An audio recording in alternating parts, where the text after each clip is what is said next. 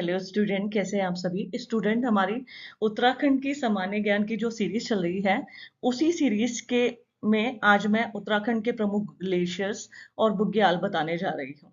देखिए स्टूडेंट, जैसे कि एग्जाम बहुत नजदीक है, 14 तारीख को आपकी प्रारंभिक परीक्षा है।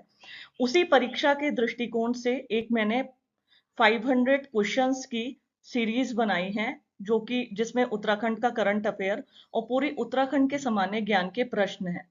तो हो सके तो उस सीरीज को जरूर ज्वाइन करिएगा, मैं जल्दी उसको लॉन्च करने वाली हूँ। और उससे आपको आपकी प्रारंभिक परीक्षा जो प्री एग्जाम है बहुत हेल्पफुल रहेगी वो सीरीज। और आज का जो टॉपिक है वो भी बहुत इंपॉर्टेंट है।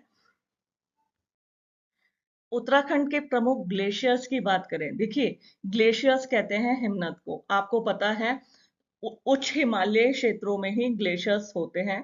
तो जो हमारा उत्तराखंड के पिथौरागढ़, चमोली, उत्तरकाशी, बागेश्वर और टिहरी के ऊंचाई वाले क्षेत्र जो उच्च हिमालय के अंतर्गत आते हैं, उसी के अंतर्गत उत्तराखंड के प्रमुख ग्लेशियर्स पाए जाते हैं। मैंने यहाँ एक कंबाइंड लिस्ट दी है, आगे मैं इनको विस्तार से बताने जाऊंगी। यहाँ मैंने उत्तराखंड के प्रमुख ग्लेशियर्स दिए हैं। ध्यान रखिएगा, अपनी आईक्यू को स्ट्रांग रखिएगा, क्योंकि मैंने अभी अभी आप लोगों को बताया कि जो उत्तराखंड के प्रमुख ग्लेशियर्स हैं, ग्लेशियर्स उत्तराखंड के उत्तरकाशी, पिथौरागढ़, चमोली, बागेश्वर और खतलिंग ग्लेशियर, एकमात्र ग्लेशियर खतलिंग ग्लेशियर है जो सिर्फ और सिर्फ टिहरी गढ़वाल के उच्च हिमालय क्षेत्र में है। बाकी सब पिथौरागढ़, उत्तरकाशी, चमोली, रुद्रप्रयाग और बागेश्वर जिले में ही पाए जाते हैं। ध्यान रखिएगा, कॉमन सेंस का इस्तेमाल करिएगा एग्जाम में, क्योंकि कोई भी ग्लेशियर, अगर हम उत्तराखंड के 13 जिलों की बात करें, तो अगर उस 13 जिलों में चंपावत में, उत्तराखंड के आपके इसमें जो पौड़ी गढ़वाल है, हरिद्वार है, उधम सिंह नगर है, नैनीताल है, अल्मोड़ा है, इनमें नहीं पाया जाता है। तो ध्यान रखिएगा, कॉमन सेंस का इस्तेमाल करते हुए अपने ग्लेशियर्स के क्वेश्चन को सॉर्ट आउट कीजिएगा। देखिए, महान हिमालय मैंने आपको बताया था, उच्च हिमालय क्षेत्र जो महान हिमालय होते हैं, उनके जो भाग हमेशा बर्फ से ढके रहते हैं, उनमें क्या है, हिमकंड जम जाते हैं, जिनके खिसकने गलने की क्रिया भी होती रहती है, जिसे हिमनद, बर्फ की नदी या बमक भी कहते हैं, ग्लेशियर्स कहते हैं। सबसे पहले मैं आपको बताने जा रही हूँ पिंडारी ग्लेशियर के बारे में। पिंडारी हिमनद, देखिए पिंडारी हिमनद जो है कुमाऊं मंडल के बागेश्वर के गढ़वाल में चमोली जो क्षेत्र है उससे सटा हुआ है। 30 किलोमीटर के एरिया में ये ग्लेशियर फैला हुआ है। यह जो ये ग्लेशियर है, ये उत्तराखंड राज्य का दूसरा बड़ा ग्लेशियर है। इसे जल्दी से वेरी इंपॉर्टेंट में आप इसको मार्क कर लें। जो हमारा पंडारी ग्लेशियर है, ये उत्तराखंड राज्य का सेकंड लार्जेस्ट ग्लेशियर है। इसको मार्क कर लें, वेरी वेरी इंपॉर्टेंट में। यह त्रिशूल, नंदा देवी, नंदाकोट शिखरों के मध्य में स्थित है। यहाँ एक्चुअल में बागेश्वर से आगे इस ग्लेशियर की पहुंच बहुत सरल है, इसलिए सैलानी यहाँ ट्रैकिंग करने बहुत अधिक आते हैं। उत्तराखंड का जो बागेश्वर जिला है, आपको यदि मैं अपना पर्सनल एक्सपीरियंस शेयर करूं, तो पीसीएस में मेरी पोस्टिंग बागेश्वर भी रही थी। तो बागेश्वर में कई बार मुझे इस ग्लेशियर के पास सटे गांव में तहसील दिवस के अवसर पर जाने का मौका मिला था, तब मुझे वहां की खासियत पता चली थी। तो ये उत्तराखंड का सेकंड लार्जेस्ट ग्लेशियर है। यहाँ से त्रिशूल, नंदा देवी, नंदाकोट शिखर जो है बहुत सुगमता से दिखते हैं और यहाँ पहुंचना बहुत आसान है। ट्रैकिंग के लिए ये अन्य ग्लेशियर्स की अपेक्षा जो इजी टू अप्रोच जिसे कहेंगे वो है। नेक्स्ट, अलकनंदा की सहायक पिंडर नदी जो है वो इसी ग्लेशियर से निकलती है। ये ग्लेशियर बहुत ही सुंदर है। मोनाल पक्षी, कस्तूरी मृग, अगर आप ढूंढने निकले तो यहाँ पे जो जून का महीना होता है, गर्मी के मौसम में ब्रह्मकमल और भोजपत्र के वृक्ष भी देखने को मिलते हैं। वे जो हमारे साइंटिस्ट हैं, बहुत सारे साइंटिस्ट ने रिसर्च किया था और उन्होंने ये बताया भी है कि पिछले 40 सालों में ये जो ग्लेशियर है, यह जो है 0.5 किलोमीटर नीचे की तरफ खिसका है। मतलब जैसा कि ग्लोबल वार्मिंग का फर्क जो है सभी ग्लेशियर्स पे पड़ रहा है, तो इस ग्लेशियर पे भी इसका इफेक्ट पूर्णतः देखा जा सकता है। स्टूडेंट, नेक्स्ट है मिलम हिमनद, मिलम ग्लेशियर। ये भी बहुत इंपॉर्टेंट ग्लेशियर है। पिथौरागढ़ जनपद से 200 किलोमीटर में के उत्तर में मुनिस्यारी तहसील पड़ती है वहां पर। वहां इस ग्लेशियर की लंबाई जो है वो 16 किलोमीटर है। अगर हम मुनिस्यारी उत्तराखंड के ऊपरी इलाकों में या मुनिस्यारी साइड जाएंगे, वहां पे हमारा एक पीजी कॉलेज भी है। अक्सर वहां के सर एक फोटो काफी पिक्चर शेयर करते रहते हैं, तो वास्तव में उस ग्लेशियर का जो नजारा है वो देखने से बनता है। वो 16 किलोमीटर के एरिया में यह ग्लेशियर फैला हुआ है। और पिंडर की जो सहायक नदी है मिलम, व काली की सहायक नदी गौरी गंगा, वह दोनों नदियां इस ग्लेशियर से निकलती है। किससे? मिलम हिमनद से।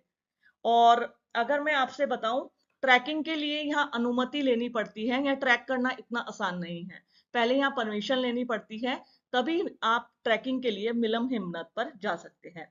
नेक्स्ट है गंगोत्री ग्लेशियर। गंगोत्री ग्लेशियर जो है, आपको जैसे पता है गंगोत्री से गंगा का उद्गम स्थल माना जाता है, तो ये उत्तरकाशी जिले में स्थित है और राज्य का सबसे बड़ा ग्लेशियर है। वेरी वेरी इंपॉर्टेंट, इसको मार्क कर लेंगे हम लोग, वेरी वेरी इंपॉर्टेंट। उत्तराखंड का फर्स्ट लार्जेस्ट ग्लेशियर है गंगोत्री, सेकंड है हमारा पिंडारी। तो हमारा फर्स्ट लार्जेस्ट ग्लेशियर है हमारा गंगोत्री ग्लेशियर। यह 30 किलोमीटर लंबा है और 2 किलोमीटर चौड़ा है। और बहुत सारे इसमें हिमनद मिले हुए हैं, जैसे रतनवन, चतुरंगी, स्वच्छंद, कैलाश आदि से ये जुड़ा हुआ है। और इसी के गोमुख नामक स्थान से भागीरथी नदी, जो देवप्रयाग में अलकनंदा के संगम के बाद गंगा कहलाती है, उसका उद्गम है। गंगोत्री से सड़क मार्ग से, गंगोत्री तक हम यदि सड़क मार्ग से आए, फिर 17 किलोमीटर की पैदल यात्रा के बाद इस हिमनद तक पहुंचा जा सकता है।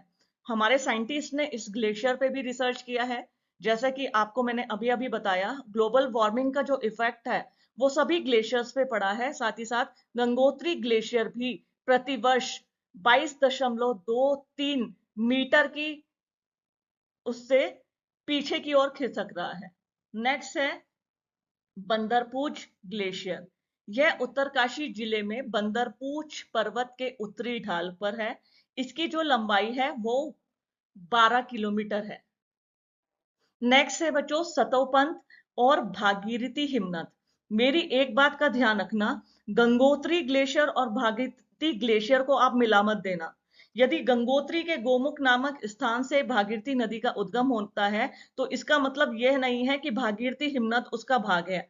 भागीरथी और सतोपंथ ग्लेशियर जो हैं, ये दोनों चमोली के पास जो बद्रीनाथ हमारा धाम है, उससे 17 से 18 किलोमीटर की दूरी पर एक नीलकंठ पर्वत है, उसके पूर्वी भाग में स्थित है। इस दोनों हिमनद की लंबाई सतोपंथ की 13 किलोमीटर और भागीरथी की 18 किलोमीटर है।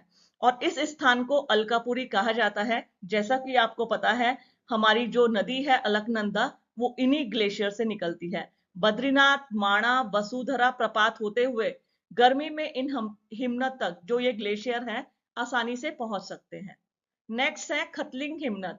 देखिए खतलिंग जो है एक ऐसा सिंगल ग्लेशियर है जो टिहरी के बॉर्डर से होते हुए, देखिए मैं अभी आपको बताती हूँ, केदारनाथ से लगभग 10 किलोमीटर पश्चिम स्थित यह ग्लेशियर जो है जोगिन, स्फटिक, बिस्वार, बार्थ, कोटर, कीर्ति स्तंभ चोटियों के मध्य में स्थित है। यह रुद्रप्रयाग व टिहरी के संगम पर स्थित है। मैंने आपको बताया था ये एकमात्र ऐसा ग्लेशियर है जो टिहरी की सीमा से सटा हुआ है। भिलांगना नदी इसी स्थल से निकलती है। खतलिंग ग्लेशियर से ही भिलांगना नदी का संगम होता है। जैसा कि मैंने आपको बताया था, जो टिहरी डैम है वो भागीरथी और भिलांगना के संगम पर स्थित है। तो भिलांगना नदी का उद्गम स्थल जो है वो इसी ग्लेशियर से है। केदारनाथ में जो हमारा स्फटिक लिंग है, ऐसा माना जाता है, उसका वो यहीं से बना है।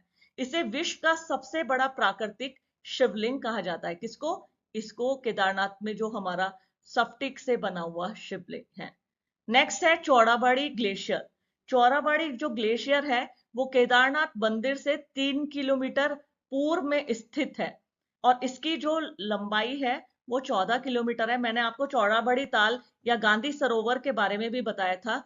इसी में अगर हम ध्यान दें, 16-17 जून 2013 को जो केदारनाथ में त्रासदी आई थी, जो केदारनाथ में भीषण आपदा आई थी, वो कहीं ना कहीं चौराबाड़ी ताल यानी गांधी सरोवर के टूटने से ही आई थी।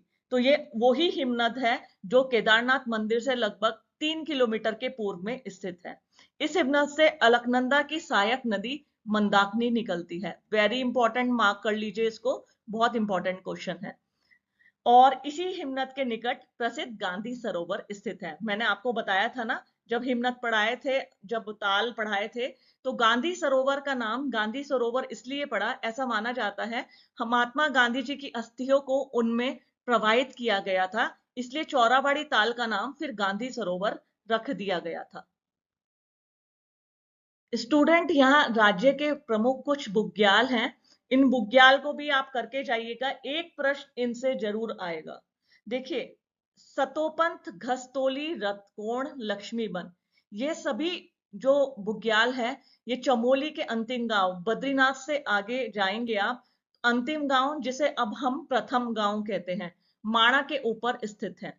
नंदन कानन, जैसे कि आपको पता है, नंदन कानन ये फूलों की घाटी के ऊपर स्थित है। नेक्स्ट है फूलों की घाटी, ये चमोली के जोशीमठ बद्रीनाथ मार्ग पर है, और गंध और मादन पर्वतों के मध्य में जहां फूलों की घाटी है, भीमडार घाटी इसको बोला जाता है, भीमडार गंगा, तथा इसके पार्क अन्य नाम है। और ब्रिटिश जो पर्वतारोही थे फ्रैंक स्मिथ, उन्होंने इसकी खोज की थी और इसका वर्ष था 1931, 1931 में।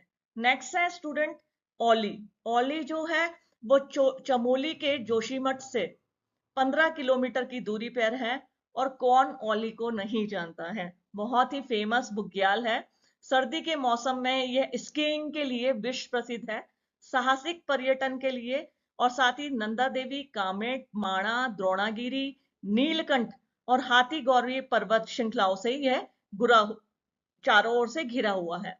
यह जो बुग्याल है स्टूडेंट, यह एशिया का सुंदर ढाल वाला स्कीइंग केंद्र है, और ये स्कीइंग के लिए विदेशों से भी यहाँ लोग आते हैं। ओली गुरसो, ओली के पास ही हाथी पर्वत पे गुरसो नामक है, इसे ओली गुरसो भी कहते हैं। चित्रकांठा, यह भी चमोली जिले में है। कुआरी, यह भी चमोली जिले में है। सोफिट शिखर, यह भी चमोली जिले में है। कल्पनाथ, कैला बुग्याल, यह बद्रीनाथ के चारों ओर कला बुग्याल फैला हुआ है। यहाँ पे तुलसी के पौधे बहुत अच्छे पाए जाते हैं चारों तरफ, कहते हैं ना लक्ष्मी जी का निवास बद्रीनाथ में है। बगजी, चमोली, पिंडर और कैल के बीच हिमालय का सबसे भव्य दर्शन यहां से होता है। रूपकुंड, जो मैंने ताल में आपको बताया था, और चमोली जिले में है, यहाँ फैन कमल पुष्प बहुत अधिक मिलते हैं। बेदनी बुग्याल, वेरी इंपॉर्टेंट, यह सबसे बड़ा बुग्याल है, इंपॉर्टेंट लगा लो बेदनी बुग्याल को, वेरी वेरी इंपॉर्टेंट। जो बेदनी बुग्याल है, यह सबसे बड़ा बुग्याल है। रूपकुंड के पास वेदों का प्रणयन स्थल यहाँ माना जाता है, और यहाँ बहुत सुंदर घास भी है। अली, चमोली, रुद्रप्रयाग, ओखीमठ और गोपेश्वर के बीच यह स्थित है। मैं आपसे सभी से अपना पर्सनल एक्सपीरियंस शेयर करूं, तो जो सबसे पहला 2005 के पीसीएस की मैं बात कर रही हूँ, दयारा बुग्याल प्रीलिम्स में आया था। दयारा बुग्याल, ये मैंने यहाँ आया, देखिए कि दयारा बुग्याल कहाँ पर है। तो बहुत से बच्चे इसमें कंफ्यूज हो गए थे, दयारा उत्तरकाशी में है, ठीक है। तो फिर नेक्स्ट है केदार कांठा, ये उत्तरकाशी में है। मानेक, मानेक भी उत्तरकाशी में है। हर की दून बहुत इंपॉर्टेंट है, यह उत्तरकाशी और बंदरपूछ के ढाल पर बना हुआ है। सोनगढ़, यह भी उत्तरकाशी में है। देवदामिनी, यह यमुनोत्री के पास है। दयारा बुग्याल, जैसे कि मैंने बताया था कि अभी अभी ये क्वेश्चन तो एग्जाम में आया ही हुआ है, यह उत्तरकाशी में, और सर्दियों में यह स्कीइंग के लिए बहुत फेमस है।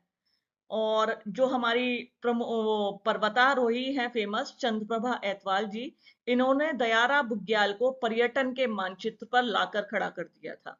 कुश कल्याण, उत्तरकाशी के समीप सुरम्य बुग्याल है, और कोटलों की हारी नामक इसके नाम से जाना जाता है। वेरी इंपॉर्टेंट, नेक्स्ट आ रहा है पंवाली कांठा।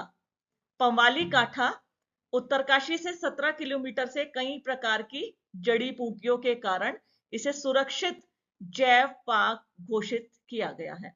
तपोवन है नेक्स्ट, यह गोमुख के पास उत्तरकाशी में स्थित है।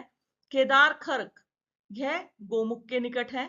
मासरताल और सहस्त्रताल, यह टिहरी जनपद में बूढ़ा केदार की चढ़ाई के बाद पड़ता है। जोराई, जोराई भी टिहरी जनपद में है। अप्सराओं, यह टिहरी जनपद में है। खतलिंग टिहरी जनपद में। खारसोली टिहरी जनपद में। मंद महेश्वर, यह रुद्रप्रयाग के कसनी खर्क नाम से भी जाना जाता है। चौपता इंपॉर्टेंट है, चौपता रुद्रप्रयाग में है, वेरी इंपॉर्टेंट है, रुद्रप्रयाग में है। और बर्मी रुद्रप्रयाग के निकट है।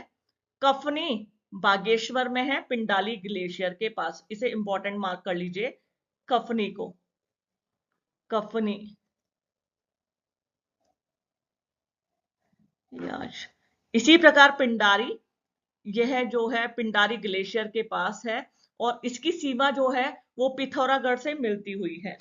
तो स्टूडेंट, आज मैंने आपको ग्लेशियर्स और बुग्याल के बारे में बताया, बहुत इंपॉर्टेंट है। मान के चलिए 2 क्वेश्चन दोनों से आने वाले हैं। और जैसा कि मैंने बताया, मैं 500 क्वेश्चन की एक टेस्ट सीरीज ऑन लाइव नहीं लूंगी, लाइव में कंफ्यूजन हो जाता है, टाइम ज्यादा लग जाता है। और मैं इस समय टिहरी में हूं तो यहाँ सिग्नल की थोड़ा प्रॉब्लम है।